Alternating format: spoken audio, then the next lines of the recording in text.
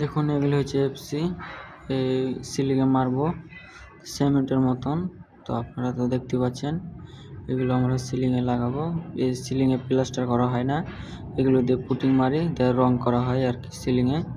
তো দেখুন আপনারা সিলিংগুলো এগুলোতে লাগানো হয়েছে, এগুলোতে লাগাইছি। আর এইগুলোতে লাগাবো এই জয়েন্টগুলোতে, এগুলোতে গ্যালেন্ডার মারা হয়েছে, গ্যালেন্ডার ঘষা হয়েছে। ঘষার পরে এগুলোতে আর প্লাস্টার হবে না, শুধু রং হবে। এখানে কাজ চলছে, বেল ছাড়া উপরে উঠা যায় না, তো বেশি উপরে না, নিচেই আছি। তারপরে বেলটা উঠা লাগবে। আর এইগুলো দিয়ে আমরা সিলিংয়ে মারছি, এরপরে রং হবে, কোনো প্লাস্টার হবে না। এগুলো তো আপনারা চিনতে পাচ্ছেন, এটা হচ্ছে পাতরা, এটা দিয়ে লাগানো হয়।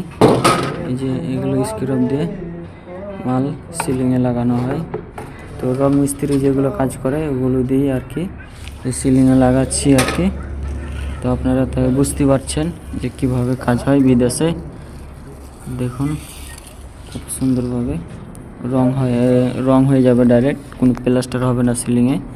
এক কথায় যেখানে ঢালাই আর কি, কলম ঢালাই হোক আর ওয়াল ঢালাই হোক, যেখানে ঢালাই ওখানে প্লাস্টার হবে না, ওখানে এফসি লাগিয়ে এগুলো লাগিয়ে রং করানো হয়।